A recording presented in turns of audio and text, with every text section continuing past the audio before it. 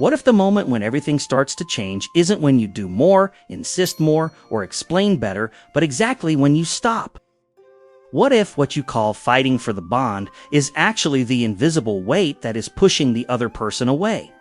Taoism teaches that there is a precise point at which holding on ceases to be love and becomes disharmony. And when you cross that point, life responds with distance. In this video, you will understand the exact Taoist moment when stopping trying is not giving up, but alignment and why it is only then that the dynamic really begins to change. Imagine holding a handful of sand tightly. First, it seems like you have control, but the tighter you squeeze, the more sand slips through your fingers. You feel like you're losing, so you squeeze even tighter. And that's exactly when you lose almost everything. Now, when you open your hand, the sand doesn't escape. It just stays there. If you need to hold on to someone so you don't lose them, you've already lost them. There is a silent moment when the relationship changes. Nothing is said, nothing is announced, but you feel it. You start to explain too much, to justify intentions, to measure every word, every response, every silence from the other person. And then the impulse arises to hold on. Hold on to conversations. Hold on to presence. Hold on to the connection with effort. Taoism observes this simply. When something needs to be held back, it is already out of its natural place. In nature, nothing unhealthy sustains itself by force.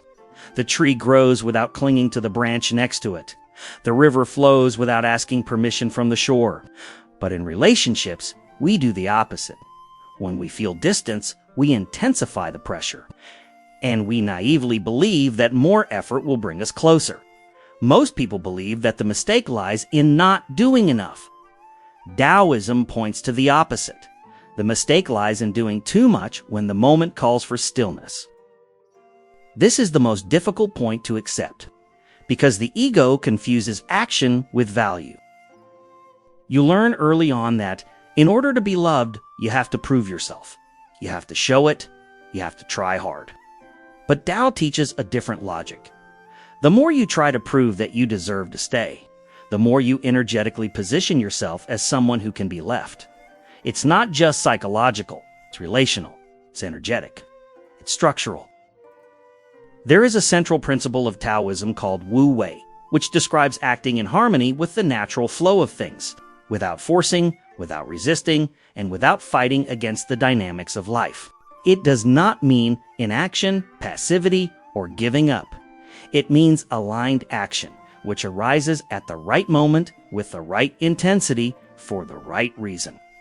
In Taoism, when you force a result, you place yourself against the Tao. When you observe, feel, and act from inner balance, the Tao begins to act through you. Wu Wei is like rowing a boat by taking advantage of the river's current instead of fighting against it. Movement exists, effort exists, but there is no useless tension or waste of energy. In relationships, Wu Wei appears when you stop acting out of fear of losing. Stop adjusting your behavior to control the other person's reaction. Stop trying to anticipate or correct everything. In this state, your actions do not arise from anxiety, but from presence. And presence generates attraction because it does not pressure, demand, or invade. Wu Wei teaches that what flows naturally draws closer, and what is forced inevitably moves away. This is the point where letting go is not abandonment, but alignment. There is a specific moment when everything changes. Not outside, inside. It is when you let go of the need for results. You don't let go of the person as a strategy.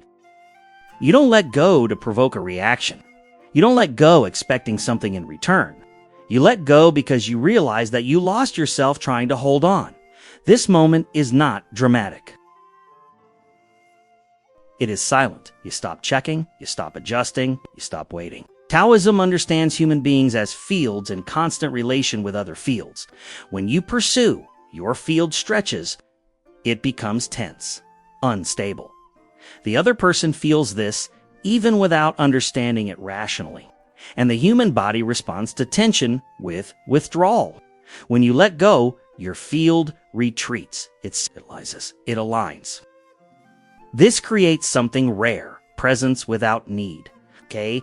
And presence without need is magnetic. Not because you do something, okay, but because you stop doing what was disrupting the balance. Herein lies the irony that Taoism has observed for centuries. Many people only begin to be noticed when they stop trying to be noticed. When you let go, two things can happen. The person may come closer again, or they may go another way. The Tao does not promise return. It promises alignment. And alignment is worth more than any bond maintained by force. Taoism always points to the center.